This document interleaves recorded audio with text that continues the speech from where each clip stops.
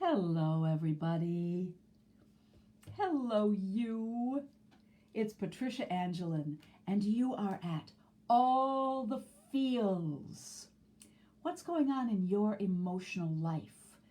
And right now, you're looking at a spray of beautiful, natural, real, live, authentic orchids and a real, live, authentic candle.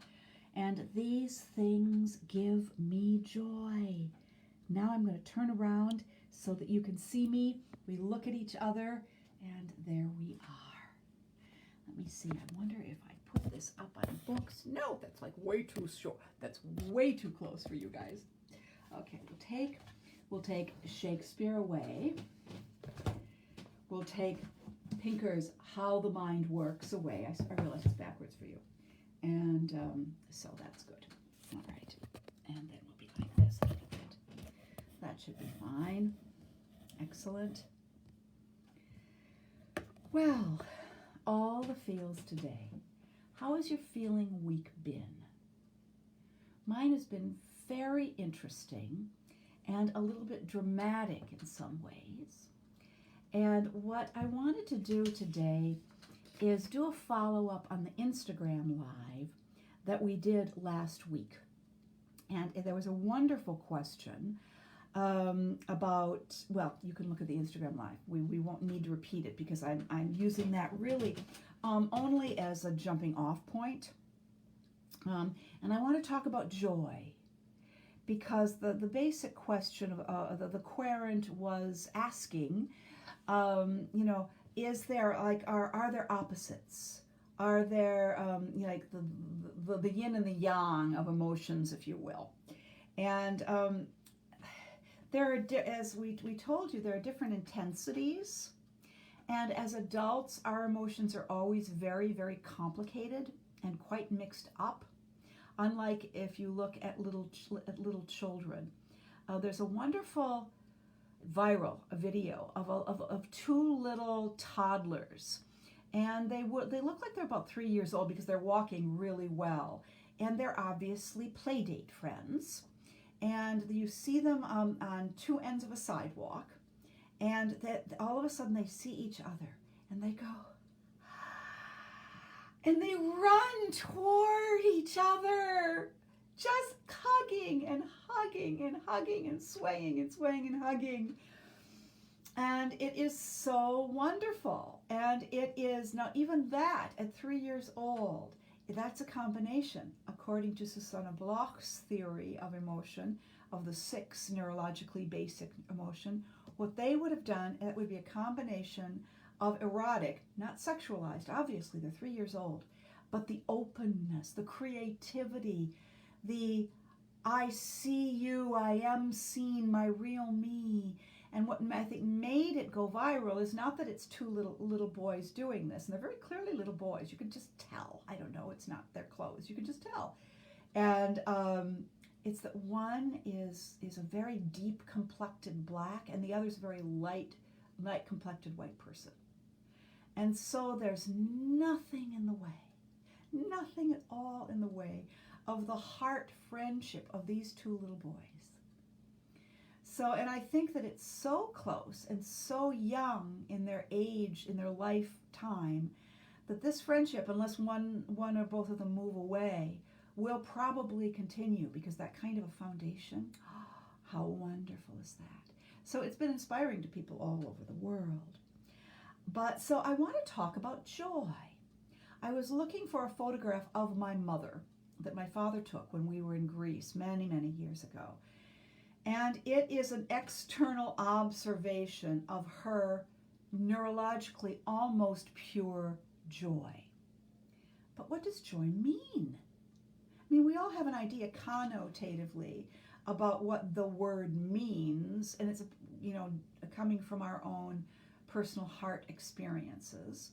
And as the querent for last week noticed that often when we identify with our brains that we're feeling joyful, we're feeling joy, something in us almost simultaneously or perceived to be simultaneously, it wouldn't be, but it would be perceived to be simultaneous.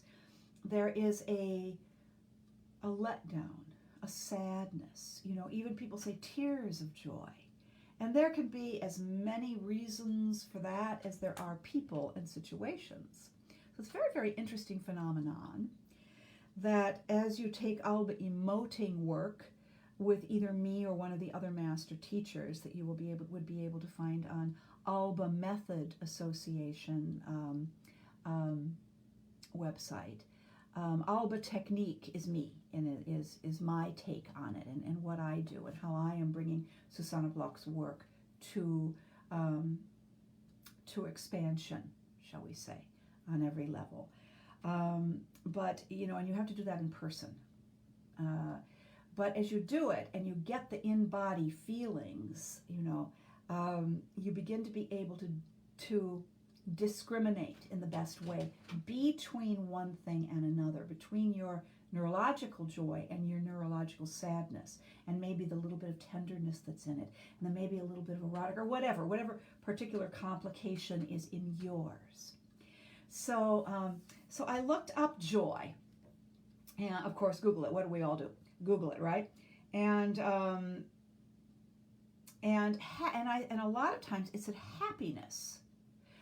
And that's even enshrined in our Constitution, that we all have the inalienable right to, number 1, life, number 2, liberty, and number 3, the pursuit of happiness. Now, of course, what was considered to be happiness in the 18th century is way different than how we define those words now. We define liberty differently. We define happiness differently. Happiness and freedom is defined differently. To them, freedom and liberty was the ability of the individual person to pursue growth, to pursue the common weal, to pursue the happiness of becoming more and more noble as a human being, along with European Enlightenment ideas of that man was created to be noble, not an aristocratic, but that we're all aristocratic and should pursue the best parts of ourselves. And that is totally not how we define things now. So happiness is what most people really are meaning when they talk about joy. When Susanna and her colleagues were doing their studies, they were looking from the outside in, which is why I was looking for the picture of my mom, because they first didn't define it as joy. They first labeled it as laughter, because that, when one is in a moment of pure joy, from the outside, it looks, a person is frequently laughing with a freedom. And internally, the person who was laughing in the studies also identified it that they were joy, that they were in joy. So between the external observing and the internal processing of the observation, they first called it laughter. Then they realized that the body patterning was bigger than that, and that it was possible to have joy and not be laughing. Ha ha ha ha ha ha ha. And as we all know, even when we are laughing, it takes a lot of energy to laugh. It really does. It's a momentary thing that hits us as incongruous or tickles us, as the old saying goes. And then we start to laugh.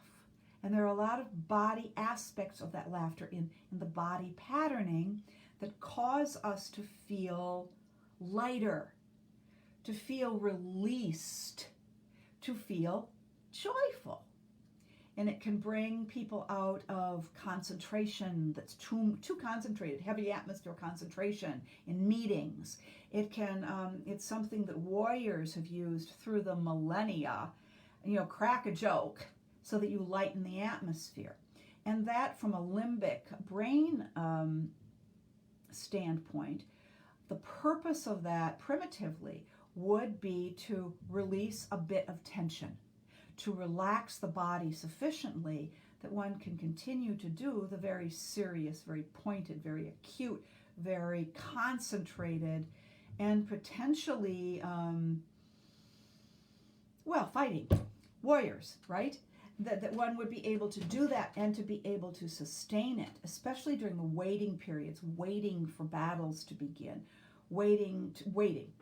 So joy, spontaneously, is laughter, yeah, but as our questioner before knew, it is more than that, even though we don't perceive it usually as an unmixed thing. So there's that. And one of the main things it does is is if we're depressed, you notice if you get really, really depressed, nothing's funny. You can't laugh. You're just too held down. Laughter just feels, we're talking about feels here, laughter feels like it's not possible, like there's just too much weight. We don't have the energy, because laughter takes a lot of energy. So there is that. And you get lots of spikes. Oh, I see here, lots of spikes of fear. So I'm happy to hear about joy. Yeah, because we're in the pandemic. Remember, we all have this through base zone, every single one of us, a through base zone of anxiety. And the people who had anxiety issues before the pandemic, it's deeper and more concentrated and held down right now. And even though things are opening up, the anxiety, the fear aspect of the anxiety makes each one of us like waiting for the next shoe to drop. Even if it's not going to drop, all of us all around the world are waiting for it, you know. India thought they were home free. Well, they weren't. So that kind of thing just keeps fueling the fear and making it anxiety. So we need to know about that. So that's one of the things. And I started to think about this, of course, last week, but it reminded me yesterday, that a very simple little anecdote that was about me and my experience about 2 weeks ago. I'd gone into church. I had to go to the bathroom. In order to go to the bathroom at my particular church, you have to go into the undercroft area where the ladies and the men's rooms are. And so I went to go into the bathroom, and there was a gentleman sitting at a table, because it's the undercroft. It's a pretty large area where meetings take place and stuff. And he was working on a computer very concentratedly, and he looked up because a person came into the space, me, and he just looked at me and he went, and I smiled at him, you know, with my mask. I smiled at him and I said, "Good afternoon." And I went in, did my business, washed my hands really, really, really, really well, came out, put my gloves back on, which is what I do to keep my hands clean and helps keep my anxieties down through the pandemic, because I wash my hands really, really, really, really well, put a little lotion on, and then I put gloves on so that when I next take my gloves off, my hands inside are clean.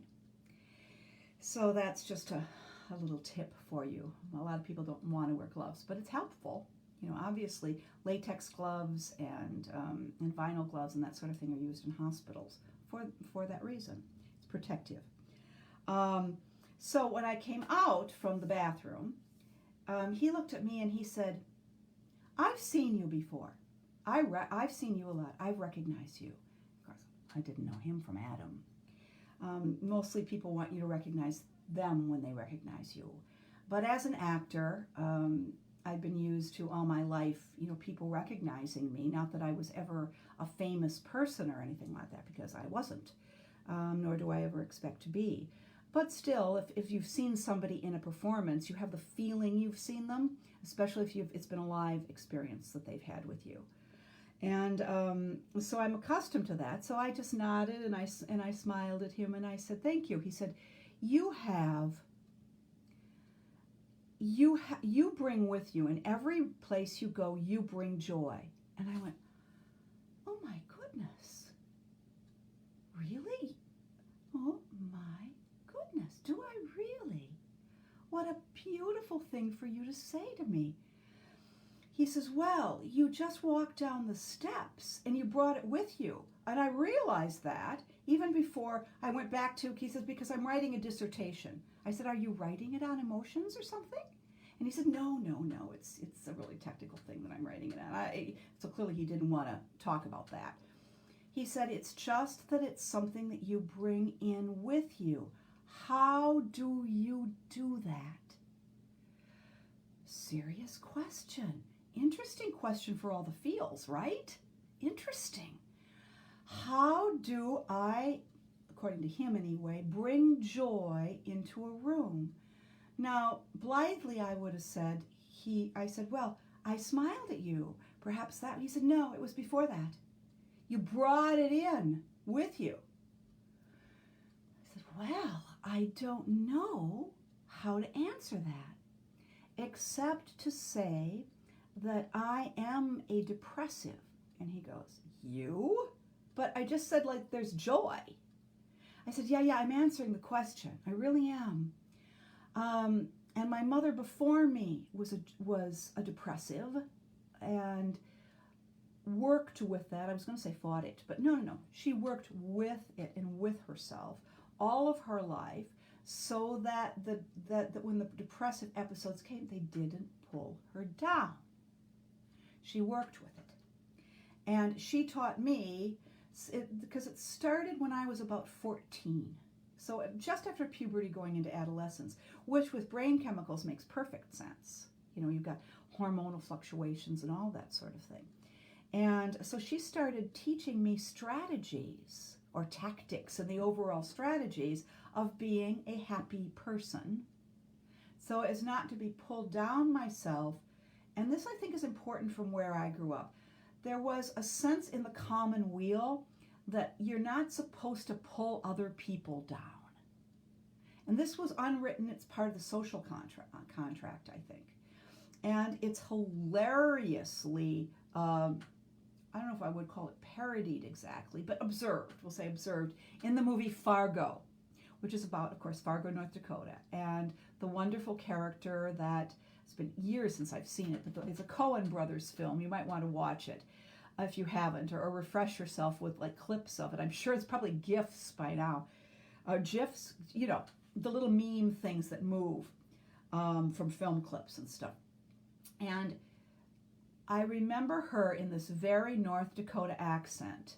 And there they are up on the Iron Range, and the wind is blowing, and the snow is high, and you know it is just freezing, like deep freeze. And they got this dead body on the side of the road, and she's the sheriff. So she's come in, and her deputy sheriff's been working overtime. And so she says, I'm paraphrasing this, she says something like, okay, Fern, right, well, we got a dead body. Yeah, dead body. Okay. Fern, you need to go home. You need to go home to your wife. So, yeah, I'll deal with this. Okay. So you go home and I'll deal with this and I'll bring it in and I'll see you in the morning. Okay, Fern, bye. Yeah, well, thanks for calling it in. And it's absolutely hilarious in the film. And of course, this is years ago, it made me think about, you know, all of the facial muscles of the people in that part of the world. It's sort of, it can get frozen because it's cold, but more like, you know, you contract those muscles so frequently. It's even in the speech of people in Minnesota and Wisconsin. Does part of it come because of the Norwegians and the Finns and the Swedes and the Northern Germans who populated a lot of that part of the world? Sure, of course, some of it does. But it's also the lateral speech. The is because people are smiling. It's because they're pulling their faces sideways. And it doesn't always go to the eyes. See the difference? It doesn't always go to the eyes. Yeah, sure. Yeah. Yeah, you betcha. Sure, yeah. And they're bringing up, at the end of the sentences, they're bringing it up. Yeah, sure. Golly, you betcha. Sure. As opposed to, yeah, sure. Golly, you betcha. See the difference of that? It helps people in that part of the world deal with the great difficulty of a geographical part of the world, the beautiful world in which we live in, which has seriously long winters, and they're seriously dark, and it's in the north. So how do you stay happy? How do you get joy with all of this. You have to work at it.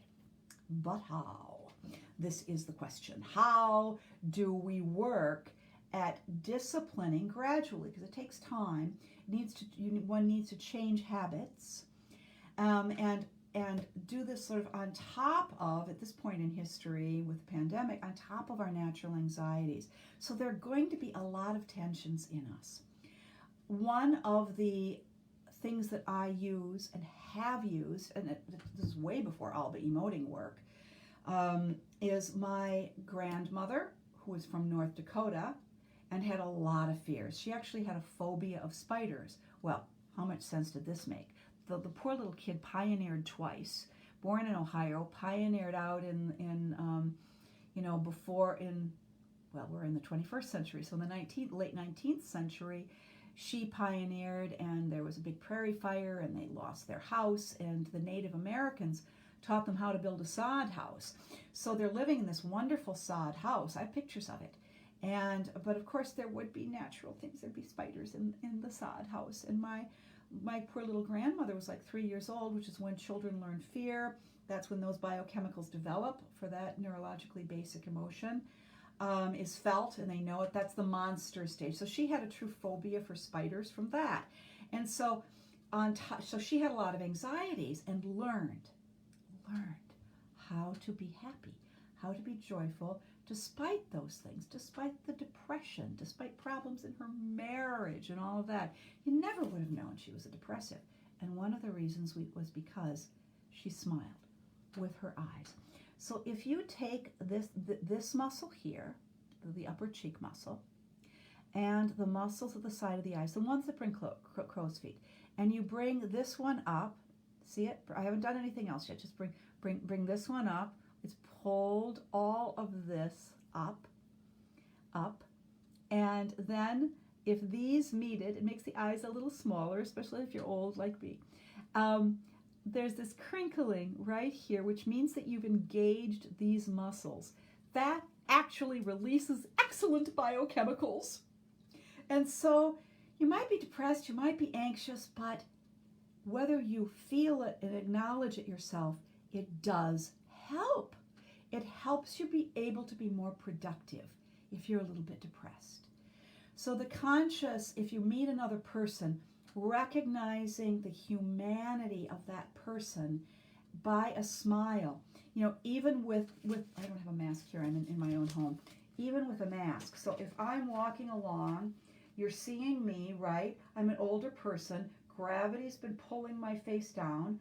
I am not depressed. I'm not depressed, but I might kind of look like I might be, especially if I'm down like this, especially if I'm looking down at the ground like so many of us New Yorkers do. So what can help both me and the people I meet? Recognizing their humanity. How? So if I'm looking down and I see your feet coming toward me, I look up and I smile at you. And because a lot of people are so in their own heads in New York City, I also tip my head and go forward a little bit. So I nod my head. And the surprise on people's faces frequently is hilarious. That kind of tickles me as well. So, and they usually go. But they feel recognized. They feel more human. They feel less alone in this crazy, crazy world of 2021. We've seen each other.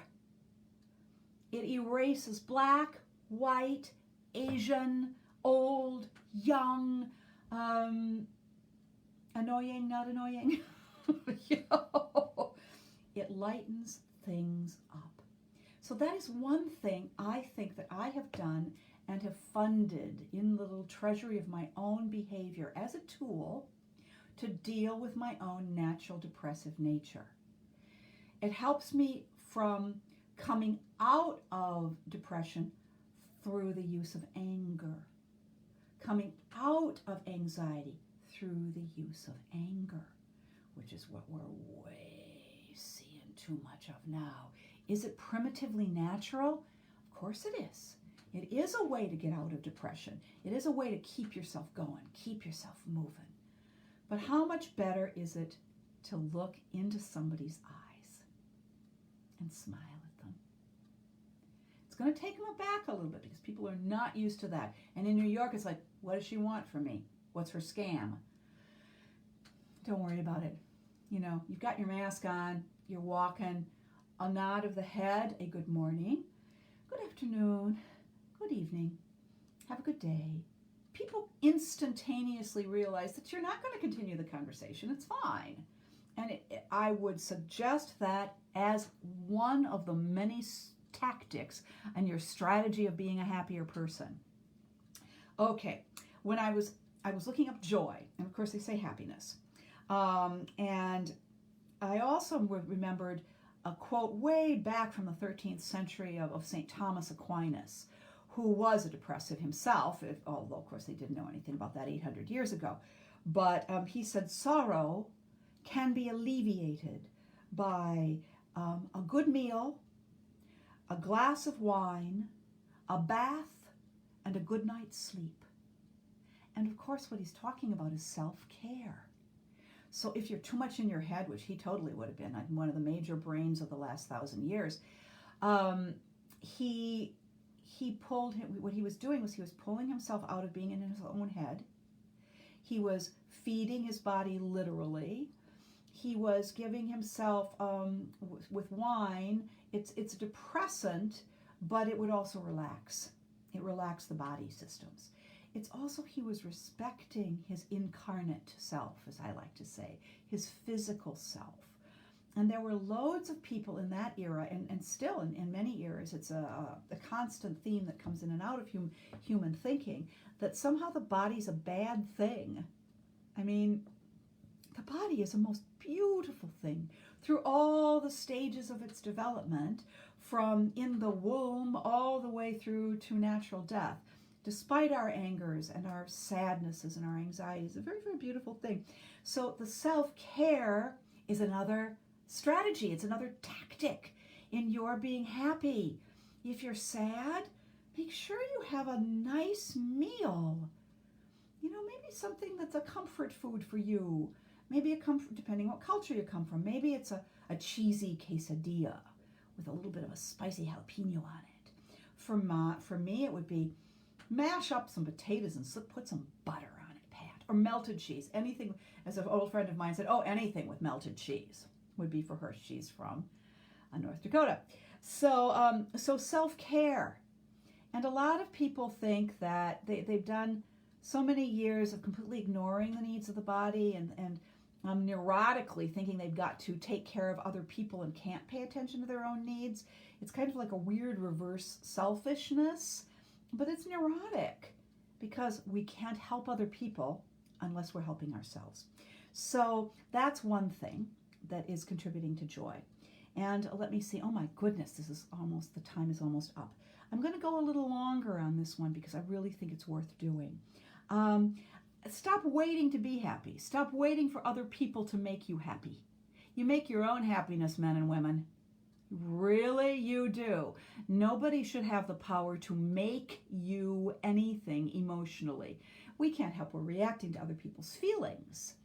But really, if I'm unhappy, I have to look in myself and going, whoa, I am just really down. I am really low. What is going on with me? And I need to do things about it. And one of the things, if you have people in your life around whom you are more often than not brought down, unhappy, they're making you anxious, they're blaming you for circumstances, they're blaming you for how they feel, that, you know, they're pointing fingers on one level or another. You need to gradually wean those people out of your life, either entirely and let the so-called friendships die a natural death, or if that's not possible because they're family members or something, simply be in their presence less frequently. Take frequent breaks from them if you're having to be with them at holidays. By break, I mean breaks. Go for a walk. Go into the kitchen and get something for yourself, for somebody else. Breaks. Get out of their presence if they're downers. You know, some of them have the downness, the complainers. Dear Lord in heaven, save me from the complainers. They bring you down, and they want you to cooperate with enabling their complaining. Don't do it. Do not accompany them. Not for very long. You can listen for a minute or two. Bring it to an end. Go do something else. You don't want to be around Pollyanna people. That's not what I'm saying. Everybody who have this kind of false. Let's just, no, don't think about the bad stuff. You know, we got to be positive. And that's not what I'm talking about. And by now, if you've seen even one or two of these, you know that's not what I'm talking about. I'm talking about authentic feeling, authentic emotion, with getting a grip on what's real in you and in me and in each other. So this is really good. Self-care. And you need to be conscious of that. Alcoholics Anonymous has, I think, HALT. If you're hungry, if you're angry, lonely or tired, HALT. It means stop. Look inside. Go, whoa, I am like really pissed off. You know, what's wrong with me? Because that's when we're most in danger of doing, you know, fill in the blank, but doing things that we oughtn't to do that are not good for ourselves and each other. And worrying. I have also talked about this. You cannot do anything about the state of the world. Consuming news, consuming pundits, consuming all of the sad stories about absolutely everybody else all over the world does not help you, your family, and it doesn't help them. A very Catholic thing that I know that I've seen a couple people. This is a really old traditional kind of thing. If an ambulance goes by, that's an example of somebody, primary caretakers are taking care of somebody in an acute situation. They're on their way to hospital, life and death, or maybe close to that. We lift our minds up and we say a prayer for that person. I say a couple of them. I lift my mind up, I open myself up. So it's a mental, spiritual accompaniment of the person who is in pain or in fear or in anguish or in bodily danger. This is doing something. It's unseen. The old Buddhist, if a butterfly flickers its wings on one side of the world, it causes a hurricane on another. So that's a way of expressing this reality that, yeah, your thoughts, they do have mass on a metaphysical level. So you can make yourself more joyful by dealing with the in-the-moment stuff that comes into you that's very sad or very, very upsetting. You know, the situation in India right now with the COVID cases and no oxygen and all this, that kind of thing is just predicated. No, not predicated. Anyway, it's certainly going to increase, those of us who are sensitive, our own fear and our own anguish. But the only thing you can do for those people, unless you have access to, organizations, you can locate and give to somebody who doesn't have high overhead and gives, and works with people on the ground who are in disasters. You can do that, but you can lift your mind and your heart and your spirit and accompany them for 30 seconds. I promise you will make yourself more joyful because you will not be allowing the news to pull you down. Golly, I just spasmed there. Let's see that spasm? Interesting. See, I was getting too tense about this. And what did I do? I'm getting too tense about it. I rub it good. And then I smile at you. And I laugh at myself because, oh my gosh, was I subconsciously, I must have been contracting my hand too much. So and another thing you can do, look for the chuckles. My grandfather used to do this. He lived through a lot. He had a rheumatoid arthritic hip. He was in pain almost all the time. Every morning, getting up, having coffee for the lift, and looking in the newspapers. As he put it, I'm looking for the chuckles. I'm going to find a chuckle. Something just a little bit to help the body deal with it. So look for chuckles. The last thing I want to suggest to you for now, and we could always talk about this again if you'd like, let me know, is appreciate the little things.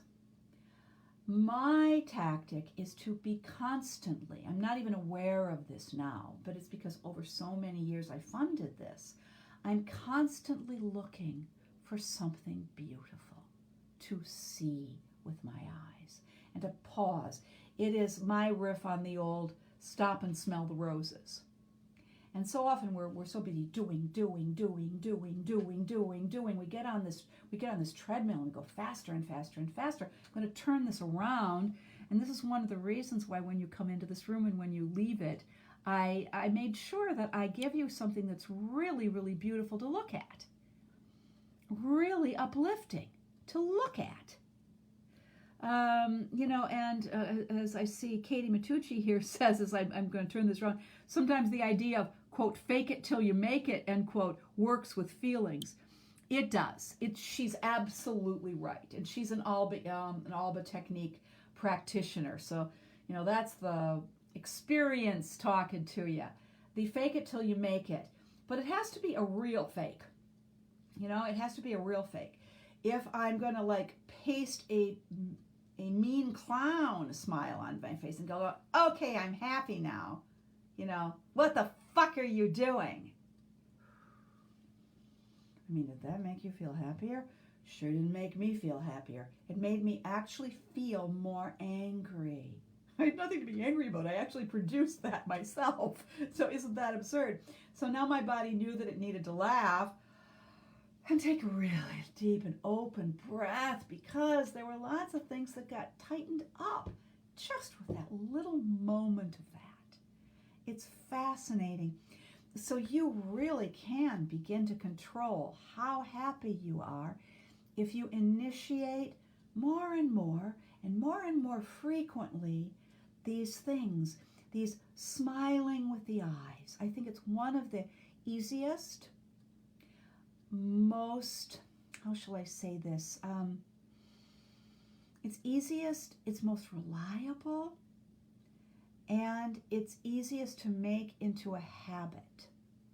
Is there a danger with it? Yeah, in New York particularly, for example, where we're so close together, and there are some people that have, backgrounds where, say, they were mocked or they were laughed at. So, one time a young male, black, African American, so it's completely understandable.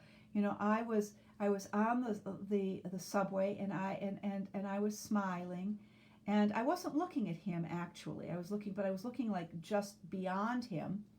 And he said to me, because he was probably spoiling for a fight at the time, it was many years ago, I was very young. And he said, "What are you looking at?" And I turned and I looked at him and I said, "Your beautiful face right now." And oh my gosh, did that take him aback? of course it would. We're in New York City. But it worked. It defused what could have been a very nasty situation. And then, of course, he immediately thought, because culturally and stuff, that he, and I was a very young woman, that he needed to sexualize it. And so I didn't allow that to happen. But we fear to smile because we fear to look like fools to each other. But if you look at another human being that you are walking past and you simply nod and say hello or good day, and people used to do this all the time.